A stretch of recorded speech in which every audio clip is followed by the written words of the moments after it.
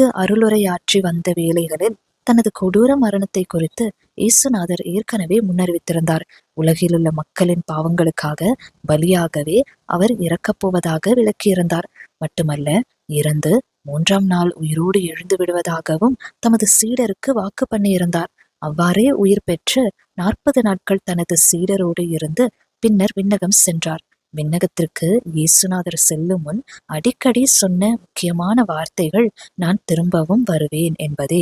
Bible என்றழைக்கப்படும் திருவிவிலியத்தில் இயேசுநாதரின் 1ஆம் வருகையை குறித்தும் 2ஆம் வருகையை குறித்தும் நூற்றுக்கணக்கான முன்னறிவிப்புகள், தீர்க்க தரிசனங்கள், இறைவாக்குகளாய் கொடுக்கப்பட்டுள்ளன. அவரது 1ஆம் வருகையை குறித்த முன்னறிவிப்புகள் யாவும் துல்லியமாய் நிறைவேறின. அப்படியே அவரது 2ஆம் வருகையை குறித்த முன்னறிவிப்புகளும் பைபிளில் எழுதப்பட்டிருக்கிறபடியே நிறைவேறும். இயேசுநாதர் முதலாவது வரும்போது இரட்சகராய் வந்தார், 2ஆம் முறை வரும்போது நீதியரசராய் வருவார் என்று அவரை நம்பி அவரை தங்களது வாழ்க்கையில் இரட்சகராய் ஏற்றுக்கொள்கிறவர்களுக்கு இறுதி தண்டனை தீர்ப்பு கிடையாது. நண்பரே, இவ்வுலகில் பாவமே செய்யாதவர் எவரும் இல்லை. பாவமே செய்யாது நமக்காக பலியான இயேசுநாதர் ஒருவரே நமது பாவங்களை மன்னிக்க முடியும்.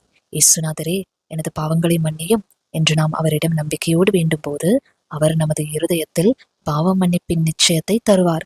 எவரும் எதுவும் தர முடியாத நிம்மதியும் மனசாந்தியும் நமது உள்ளத்தை நிரப்பும். குற்ற உணர்வு பறந்து போகும். இப்படிதான் நாம் கடவுளின் பிள்ளைகளாக முடியும். இறைவன் நமது இருதயத்தில் குடிகொள்வார். நீங்கள் கிறிஸ்தவரோ கிறிஸ்தவர் அல்லாதவரோ எந்த மதத்தை சேர்ந்தவராய் இருந்தாலும் இயேசுநாதர் உங்களை நேசிக்கிறார். அவரிடம் வரும்படி உங்களை அன்பாய் அழைக்கிறார். உங்கள் பாவங்கள், பயங்கள், மனக்கவலைகள், வியாதிகள் யாவற்றையும் அவரிடம் மனம் திறந்து சொல்லுங்கள். அவர் உங்கள் கண்ணீரை துடைப்பார்.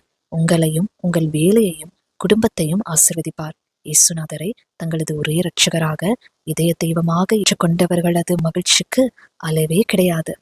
உங்களுக்கு தெரிந்த கிறிஸ்தவ நண்பர்களுடன் தொடர்பு கொண்டு பைபிள் வாங்கி படியுங்கள். மனதில் இன்னும் உங்களுக்கு தெளிவு உண்டாகும். இயேசுநாதர் திடீரென்று நாம் எதிர்பாராத நேரத்தில் திரும்ப இவ்வுலகிற்கு வருவார்.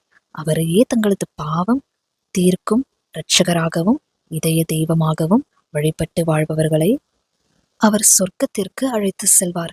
மற்றவர்களுக்கு நரகம்தான் என்கிறது திருவிவிலியம். அவரது சினம் விரைவில் பற்றி எரியும். அவரிடம் ஒட்டிக்கொள்வோரோ அருள் பெற்றோர் என்றும் அது கூறுகிறது. உங்கள் ஆன்மா நித்தியமாய் முடிவில்லாது இறைவனோடு ஆனந்தமாய் வாழ வேண்டும் என்ற விருப்பத்துடன் தான் இப்பிரசுரம் உங்களுக்கு கொடுக்கப்பட்டது. இதை பொறுமையாய் வாசித்ததற்கு நன்றி.